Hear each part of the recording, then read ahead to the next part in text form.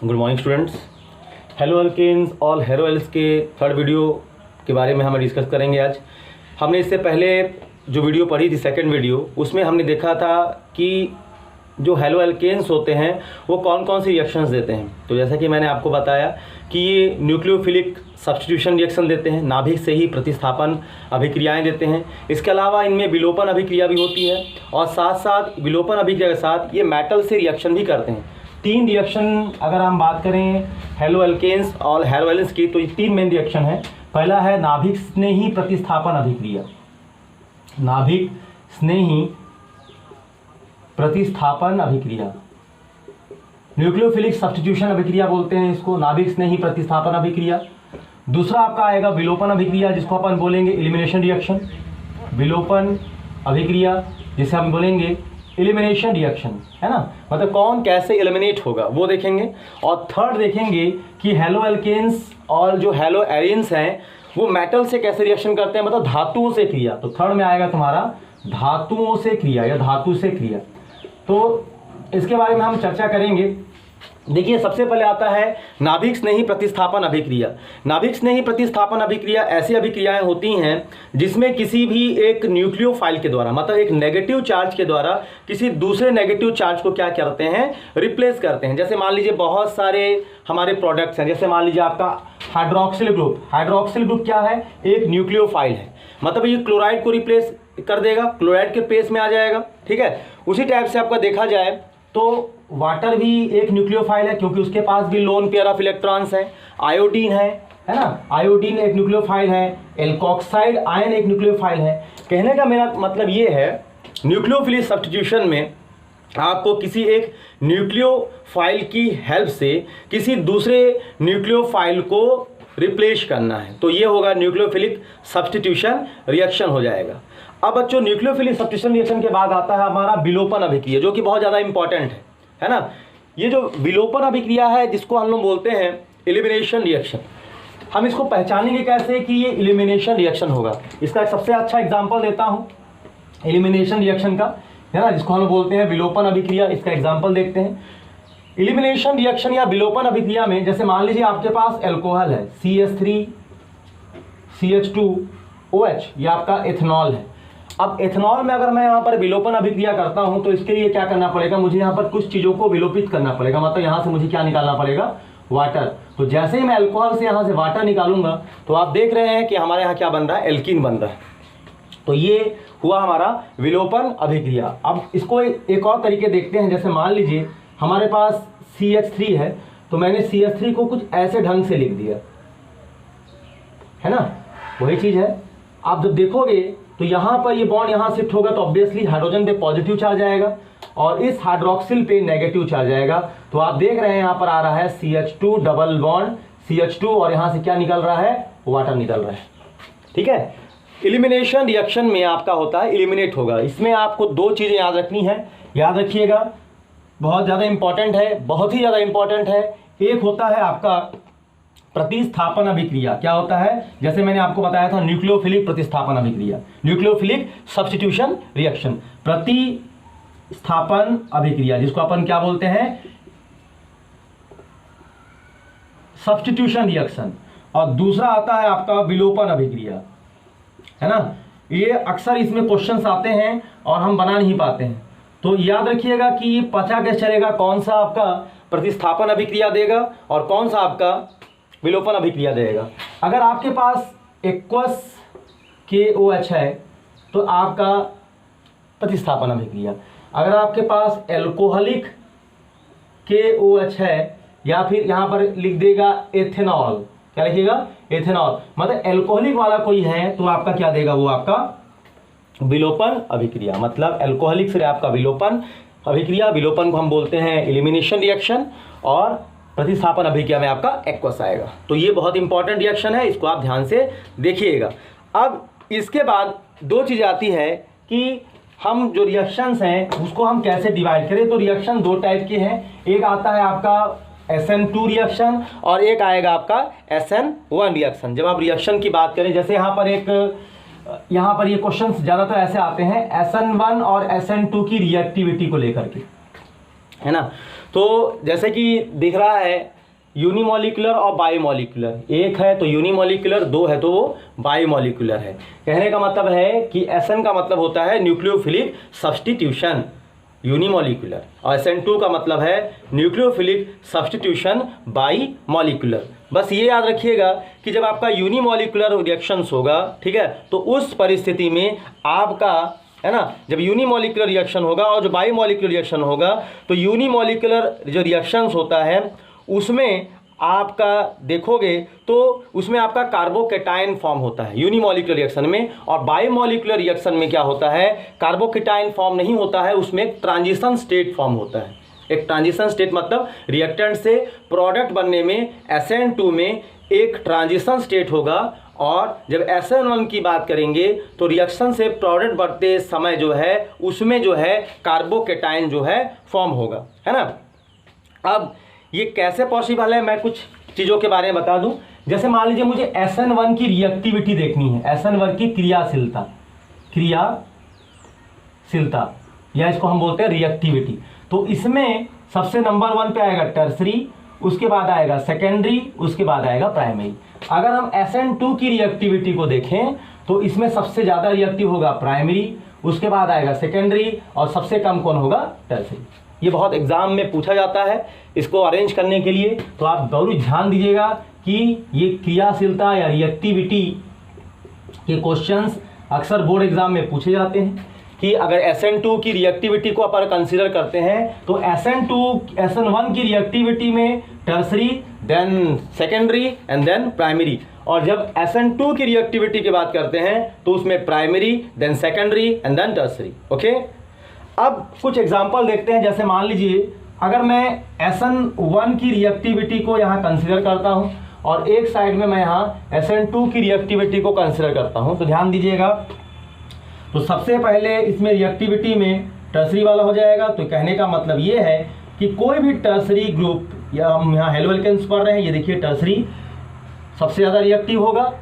Secondary की बात करें तो मान लीजिए मैंने यहाँ पर एल्किल की जगह में क्या लिया है, CH3 ले रहा है, और यहाँ पर आ जाएगा CHCl, और उसके बाद अगर हम बात करें तो आ जाएगा CH3 CH2 Cl। तो कहने का मतलब ये है कि सबसे ज़्यादा रिएक्टिव आप देख रहे हैं तो यहाँ पर आपका टर्सरी ग्रुप है जिसमें आपको यहाँ पर दिखाई दे रहा है, उसके बाद यहाँ पर सेकेंडरी ग्रुप है जो आपको दिखाई दे रहा है, उसके बाद आपको प्राइमरी ग्रुप भी दिखाई दे रहा है। तो ये एक ऑर्डर है रिएक्टिविटी का, किसका, SN1 का। अब हम बात करेंगे SN2 का, जस्ट अपोजिट कर दीजिएगा। तो इसमें सबसे पहले कोई भी प्राइमरी ग्रुप आएगा, प्राइमरी हेलो एल्केन, उसके बाद आपका आएगा, मान लीजिए मैंने R कर दिया यहाँ पर आ जाएगा आपका सेकेंडरी हेलो एल्केन, और सबसे कम जो रहेगा वो आपका रहेगा आपका टर्सरी हेलो एल्केन। रिएक्टिविटी का ये ऑर्डर है, इसको आपको ध्यान रखना है। एग्जाम में आपको 2 नाम दे देगा और आपको पता लगाना रहेगा कि ज़्यादा रिएक्टिव कौन होगा और कम रिएक्टिव कौन होगा।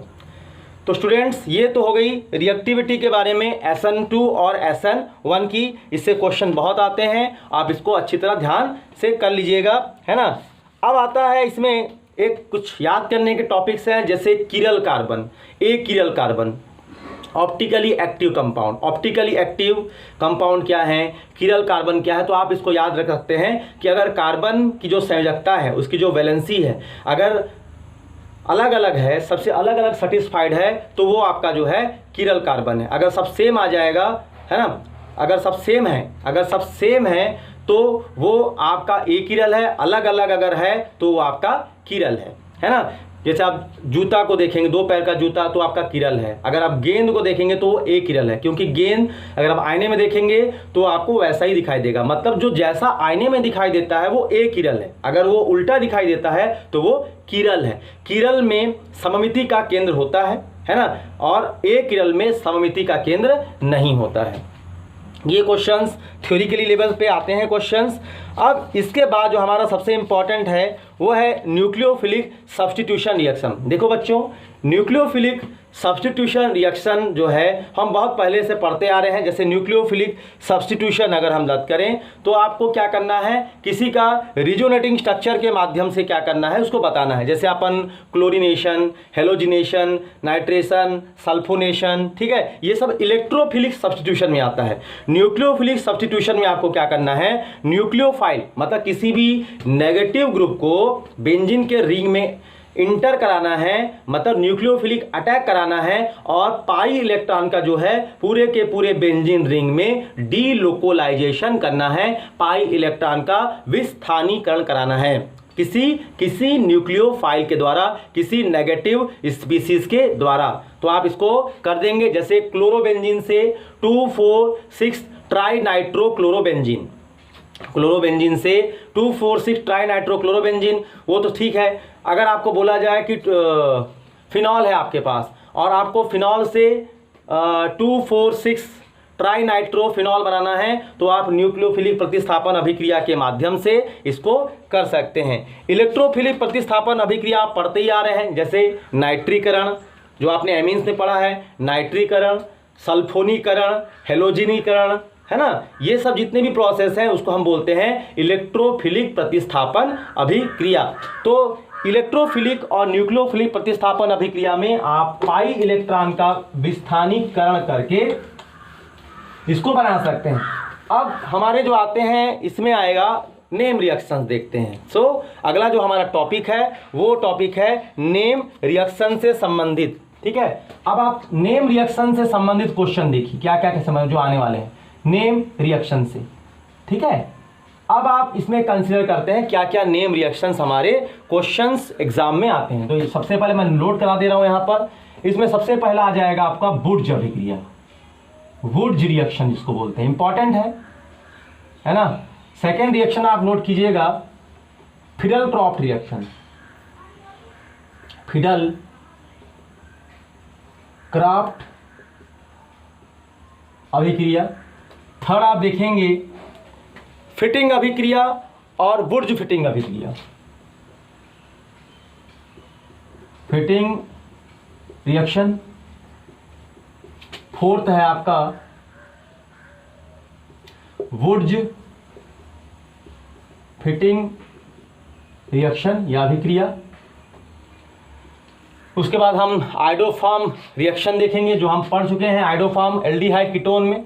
आइडोफॉर्म रिएक्शन के बाद हमारा डाई एजोटाइप इसी में है जो हो चुका है उसको मैं नहीं बताऊंगा। Iodo form reaction. उसके बाद हमारा आता है 6 नंबर पे डाई एजोटाइजेशन, डाई एजोटीकरण। 7वां हमारा आता है सैंडमेयर अभिक्रिया, सैंडमायर रिएक्शन, है ना। और भी नोट कर सकते हैं। 8वां में आपका आएगा फ्रैंकस्टाइन रिएक्शन। क्या? फ्रैंकस्टाइन अभिक्रिया। और उसके बाद हमारा आता है स्वार्ट्ज अभिक्रिया। और 10वां में आप थोड़ा पढ़ लेंगे मार्कोनिकॉफ रूल, जो आपको इसके पहले वाली वीडियो में बताया गया है। ये एक योगात्मक अभिक्रिया है, एडिशन रिएक्शन है। और 11वां में आता है प्रति मार्कोनिकॉफ।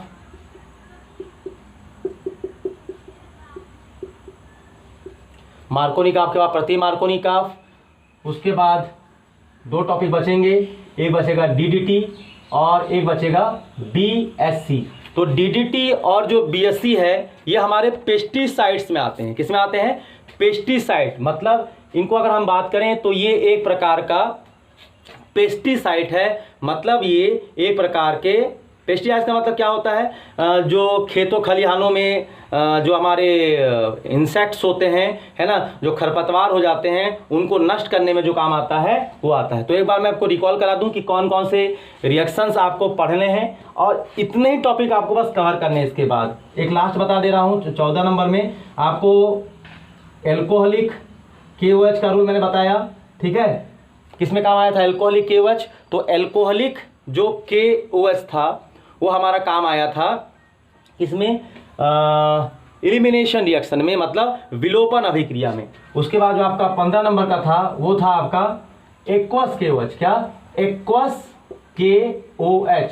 तो जो एक्वस KOH था वो हमारा किस में काम आएगा? वो हमारा काम आएगा प्रतिस्थापन अभिक्रिया में, जिसको हम लोग बोलेंगे सब्स्टिट्यूशन रिएक्शंस। तो अब इन्हीं सभी रिएक्शंस को, इसी टॉपिक्स को हमको ध्यान से देखते जाना है एक एक करके। और इतने टॉपिक अगर आपने पढ़ लिए तो आपका काफ़ी हद तक बहुत सारी चीज़ें जो हैं इस चैप्टर के अंतर्गत जो है कवर हो जाएगी। क्योंकि जब आप नेम रिएक्शंस पढ़ेंगे, है ना, तब आपको ये क्लियर होगा जब हम कन्वर्जन बनाते हैं तो कैसे बनाते हैं, मतलब एक केमिकल को दूसरे केमिकल में कैसे चेंज करना है, ये सब हमको कौन बताता है? तो ये सब हमको बताता है ये नेम रिएक्शंस बताते हैं। तो सबसे पहला जो हमारा अभिक्रिया स्टार्ट हो रहा है उसका नाम है वुड्ज अभिक्रिया। देखो स्टूडेंट्स, वुड्ज अभिक्रिया एक ऐसी अभिक्रिया है जिसपे अपन एल्किल हैलाइड से एल्केन का प्रिपरेशन करते हैं। मतलब जब हमको एल्केन्स फॉर्म करना है किससे? एल्किल हैलाइड से, तो अपन क्या लेते हैं? Wurtz reactions. तो सबसे पहले अपन अब इसको ध्यान दीजिएगा, जैसे आपके पास कोई भी एल्किल हैलाइड है, ये देखिए आपके पास कोई एल्किल हैलाइड है, तो आप उस एल्किल हैलाइड को 2 बार लीजिएगा। कितने बार? 2 बार लीजिएगा। और इसमें क्या करिएगा? 2 बार सोडियम को मिलाइएगा। तो जैसे आप 2 बार एल्किल हैलाइड ले करके 2 बार सोडियम मिलाते हैं तो यहाँ पर आपके 2 एल्किल ग्रुप एक साथ कॉम्बाइन हो जाते हैं और हमारा 2 सोडियम जो है वो 2 हैलाइड को लेकर बाहर निकल जाता है। ये अपना एल्केन फॉर्म हो गया। क्या फॉर्म हो गया? एल्केन। कैसे एल्केन फॉर्म हुआ?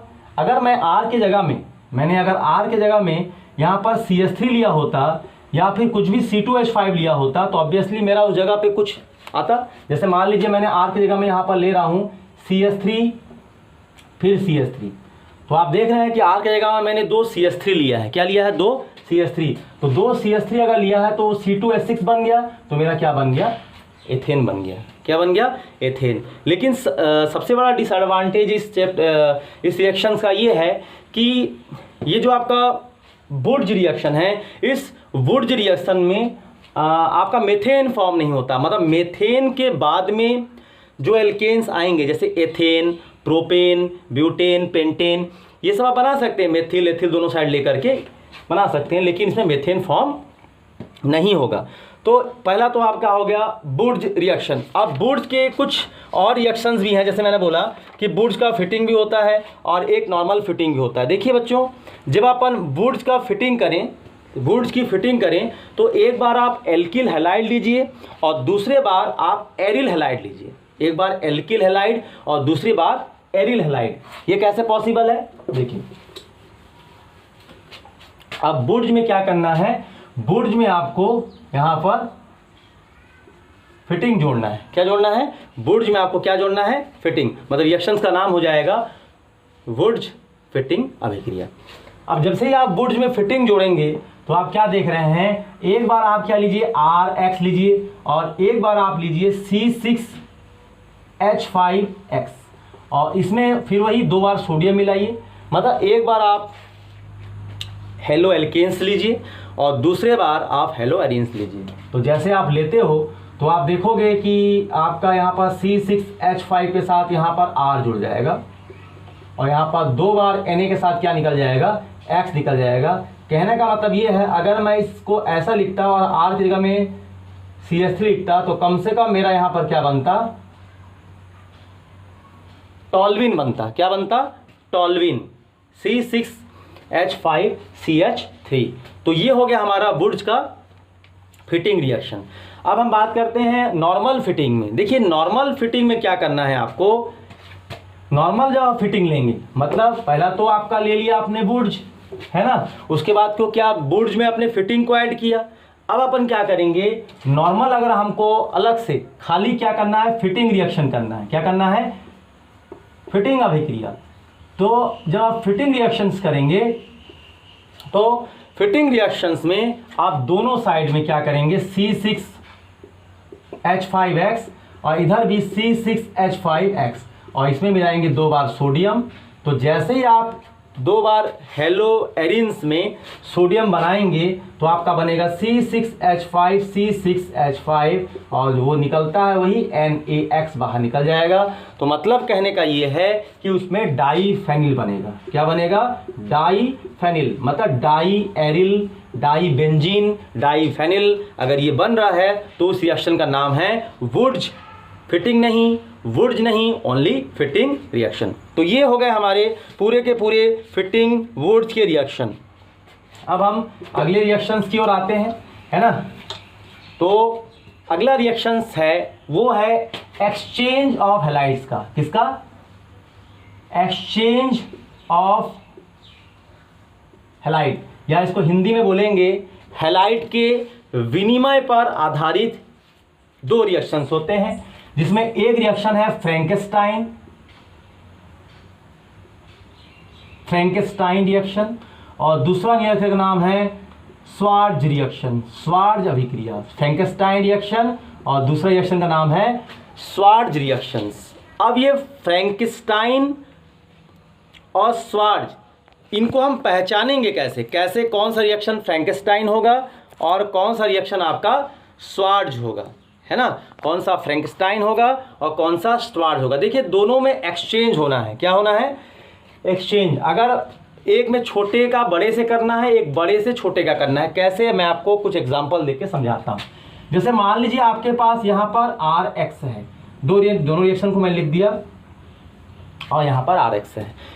आप याद रखिएगा कि जब आप फ्रैंकेस्टाइन करें तो सोडियम आयोडाइड लें और जब आप स्वार्ज करें तो इसमें सिल्वर आयोडाइड लें, सिल्वर आयोडाइड AgI, और फ्रैंकेस्टाइन में क्या लिया? Sodium iodide.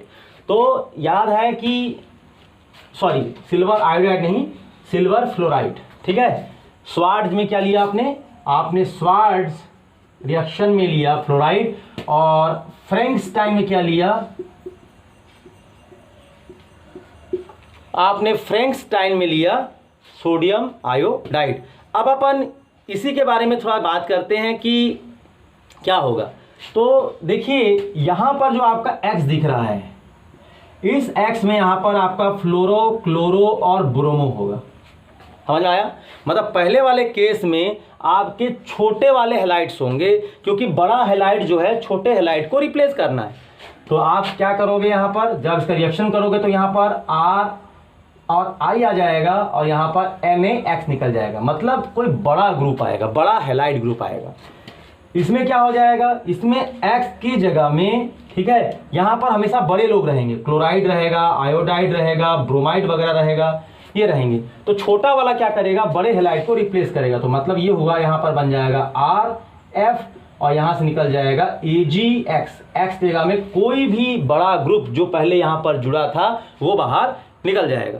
तो बच्चों कहने का मेरा मतलब ये हुआ कि हेलोजन का विनिमय हो रहा है। फ्रैंकेस्टाइन में बड़े हैलाइड ने छोटे हैलाइड को रिप्लेस किया और स्वार्ज में छोटे हैलाइड ने बड़े हैलाइड्स को रिप्लेस किया। आप इसको एक बार बस सुन भी लेंगे तो आपको याद हो जाएगा बुक को देख करके। तो ये मैंने 5 रिएक्शंस बताए। उसके बाद मैं आपको बताने वाला हूं जो मेन रिएक्शंस हैं। इसके बाद जो सबसे इंपॉर्टेंट आपका आता है इस चैप्टर का रिएक्शंस, उसका नाम है मार्कोनिकॉफ और एंटी मार्कोनिकॉफ का रूल। ये देखिए बच्चों, मार्कोनिकॉफ, एंटी मार्कोनिकॉफ और एक्वस और एल्कोहलिक, ये इतना ज़्यादा इंपॉर्टेंट है क्योंकि जब आप कन्वर्जन बनाएंगे, जब आप परिवर्तन बनाएंगे एक रिएजेंट का दूसरे रिएजेंट में कैसे परिवर्तन होता है, तो आपको ये बनना ही चाहिए। क्या बनना चाहिए कि चार चीज़ें एकदम आपको रटी होनी चाहिए। कौन सी 4 चीज़ें? जो मैं रूल आपको बता रहा हूँ, ठीक है। इसमें पहला जो आपका आएगा वो आएगा मार्कोनिकॉफ। क्या आएगा? Markovnikov reaction. मतलब मार्कोनिकॉफ का जो रिएक्शन होता है वो एक प्रकार का एडिशन रिएक्शन है, एक प्रकार का योगात्मक अभिक्रिया है। दूसरा इसका उल्टा, प्रति मार्कोनिकॉफ का नियम। तीसरा प्रतिस्थापन अभिक्रिया, जिसको हम लोग बोलते हैं सब्स्टिट्यूशन रिएक्शन, प्रतिस्थापन अभिक्रिया। और चौथा आता है आपका एलिमिनेशन रिएक्शन या इसको हम बोलते हैं विलोपन अभिक्रिया। याद रखिएगा स्टूडेंट्स, ये जो मार्को और एंटी मार्को निकाब का जो रूल आप पढ़ोगे बुक से, उसमें आपको ध्यान ये देना है कि ये केवल होता है असममित, क्या असममित कार्बन में, एसिमेट्रिकल कार्बन में। मतलब ऐसे कार्बन, दो कार्बन ऐसे रहेंगे जिसके बीच में डबल बॉन्ड तो रहेगा, लेकिन हाइड्रोजन किसी में एक रहेगा तो किसी में दो रहेगा। मतलब distribution of hydrogen between two carbon atoms are not same. जैसे आप इन दोनों का अगर बात करें मार्को निकाब और एंटी मार्को निकाब की, तो इसके लिए सबसे अच्छा एग्जांपल आप प्रोपीन 1 का ले सकते हैं। प्रोपीन 1, प्रोपाइन 1, आप देखोगे प्रोपीन 1 में या प्रोपाइन 1 में जहां पर डबल बॉन्ड और ट्रिपल बॉन्ड होगा, वहां पर डिस्ट्रीब्यूशन ऑफ हाइड्रोजन कहीं पर ज़्यादा है, कहीं पर कम है। तो ऐसे प्लेस पे हमारा क्या लगता है, मार्को और एंटी मार्को निकाब का लॉ लगता है। ठीक है, जैसे यहाँ पर देखते हैं, जैसे मैं प्रोपीन 1 बना रहा हूँ, तो प्रोपीन 1 का फार्मूला है ये, है ना। देखिए यहाँ पर आप डबल बॉन्ड देखेंगे तो यहाँ भी कार्बन, यहाँ भी कार्बन है, लेकिन आप देखोगे कि यहाँ पर एक हाइड्रोजन है, यहाँ पर दो हाइड्रोजन है। कहने का मेरा मतलब ये है कि मार्को और एंटी मार्को निकाब का जो लॉ चलेगा वो ऐसे कार्बन्स के बीच में चलता है, ऐसे असिमेट्रिकल डबल बॉन्ड के बीच में चलता है जिसमें डिस्ट्रीब्यूशन ऑफ हाइड्रोजन जो है वो समान ना हो। जैसे एक और नाम देते हैं प्रोपाइन का, CH3 C triple bond CH, ये प्रोपाइन है, आप देख रहे हो प्रोपाइन है। तो इसमें भी देखोगे यहाँ पर ट्रिपल बॉन्ड है दो कार्बन के बीच में, तो आप देख रहे हो यहाँ पर एक भी नहीं है, यहाँ पर एक है। तो मार्को निकाब में दो पार्ट्स होंगे, जैसे मान लीजिए H और OH दो पार्ट्स हैं यहाँ पर, तो जो नेगेटिव वाला पार्ट है वो यहाँ जुड़ेगा और पॉजिटिव वाला पार्ट यहाँ जुड़ेगा। किसमें, मार्को निकाब के लॉ में, बॉन्ड टूटने के बाद। और एंटी मार्को निकाब में मान लीजिए आपको किसी को जोड़ना है, H+ मान लीजिए OH- को जोड़ना है, तो उल्टा चलता है, H+ वाला जुड़ेगा यहाँ, है ना, मान लीजिए यहाँ पर लगा रहे हैं, और OH जुड़ेगा यहाँ। तो कहने का मतलब यह है कि एडिशन रिएक्शन है, और आपको यह ध्यान देना है कि मार्को निकाब में हमेशा 2 पोजीशन पे जुड़ता है। मतलब क्या बनता है, आइसो फॉर्म बनता है, और नॉर्मल फॉर्म बनता है एंटी मार्को निकाब के लॉ में। तो ये ध्यान रखिएगा। उसके बाद बच्चों आता है प्रतिस्थापन अभिक्रिया और विलोपन अभिक्रिया, जैसे कि मैंने आपको बताया। ठीक है, तो प्रतिस्थापन अभिक्रिया जब भी आपका होगा तो उसमें आपका हमेशा यहाँ पर लिखा रहेगा जलीय या एक्वस KOH, और जब भी आपका विलोपन अभिक्रिया होगा, एलिमिनेशन रिएक्शन होगा, तो आपका लिखा रहेगा एल्कोहलिक KOH, है ना। जब भी आपका विलोपन अभिक्रिया होता है तो हमेशा डबल बॉन्ड फॉर्म होता है। अभी मैं एक 2 रिएक्शंस बता रहा हूँ, इससे आपको क्लियर हो जाएगा कि कहाँ पर क्या होना है। जैसे मान लीजिए मैं आपको नाम दे रहा हूँ CH3 CH2 Cl, यहाँ पर भी नाम दे रहा हूँ CH3 CH2 Cl। एक बार मैंने लिखा यहाँ पर एक्वस KOH, और एक बार लिखा यहाँ पर एल्कोहलिक KOH। अब आप कंसिडर कीजिए क्या बनेगा, ध्यान दीजिएगा, इसमें कोई दिक्कत नहीं होगी। इसमें क्या हो जाएगा, CH3 CH2 OH हो जाएगा। मतलब OH ने Cl को रिप्लेस कर दिया, प्रतिस्थापन कर दिया, कोई प्रॉब्लम नहीं हुआ। इसमें क्या होगा, इसमें होगा ये कि इसमें सबसे पहले तो बनेगा CH3 CH2 OH बनेगा, लेकिन जब एल्कोहलिक है तो मैंने बताया था जब भी एल्कोहलिक होता है तो वाटर निकलता है एल्कोहलिक KOH में, एलिमिनेशन रिएक्शन, और जब भी वाटर निकलेगा तो आपका डबल बॉन्ड जरूर फॉर्म होगा। मतलब क्या बनेगा, एल्कीन फॉर्म होगा, CH2 double bond CH2। Elimination reaction जब भी होगा आपका डबल बॉन्ड फॉर्म होना ही है। जितने बार आप वाटर निकालते जाते हो आपके डबल बॉन्ड क्रिएट होते जाते हैं, बॉन्ड बढ़ते जाएंगे, पाई इलेक्ट्रॉन बढ़ते जाएंगे। तो ये हुआ इंपॉर्टेंट रिएक्शन। उसके बाद हमारे 2 टॉपिक बचते हैं इसमें, है ना, जो आप इससे पहले आप सैंडमेयर रिएक्शंस आप एमीन्स चैप्टर में पढ़ चुके हैं, और आपने डाइएजोटाइजेशन भी आप एमीन्स चैप्टर में पढ़ चुके हैं। आइडोफार्म रिएक्शन आपने एल्डिहाइड, कीटोन और कार्बोक्सिलिक एसिड में पढ़ चुका है। तो ये 3 रिएक्शन आप जरूर उस वीडियो में देखेंगे। मैं आपको 2 टॉपिक और बता रहा हूं, जो सबसे लास्ट टॉपिक है, एक नाम आता है DDT और एक नाम आता है आपका BSC। My dear students, DDT और BSC होते क्या है, तो जैसे पता है मैंने कि DDT और BSC ये दोनों एक पेस्टिसाइड्स हैं, और इनका उपयोग खेतों में, खलिहानों में जो खरपतवार होते हैं, इन खरपतवारों को नष्ट करने में भारत में या पूरे विश्व में किया जाता है। तो सबसे पहले डीडीटी का फुल फॉर्म देखते हैं। डीडीटी होता क्या है? पेस्टिसाइड का नाम है क्या? डाइफेनिल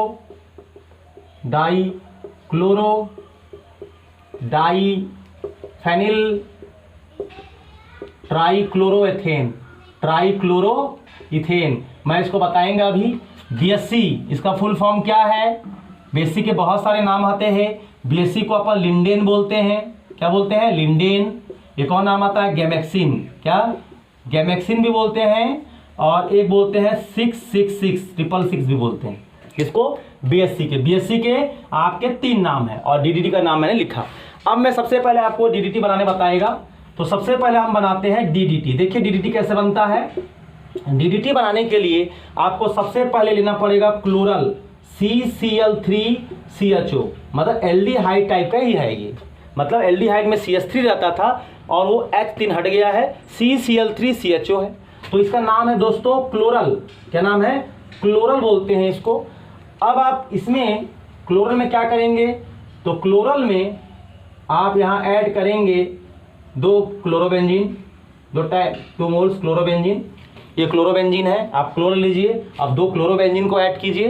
तो जैसे आप क्लोरोबेंजीन को ऐड करेंगे तो यहाँ से H निकलेगा, और ये H जो है यहाँ पर वाटर को बाहर निकाल देगा। दिख रहा है जैसा कि आपको। तो यहाँ पर क्या फॉर्म होगा? CCl3। उसके बाद हमारा बच रहा है CH। देखिए, उसके बाद हमारा बच रहा है यहाँ पर 2 क्लोरोबेंजीन बच रहे हैं, तो आप यहाँ पर लिखिए Cl, और यहाँ पर भी आप लिखिए ऐसे करके Cl। तो आपका बन गया डीडीटी। नाम कैसे बोलेंगे? डाइक्लोरो डाइफेनिल ट्राइक्लोरो, और एथेन क्यों बोलेंगे? क्योंकि इसमें 2 कार्बन है।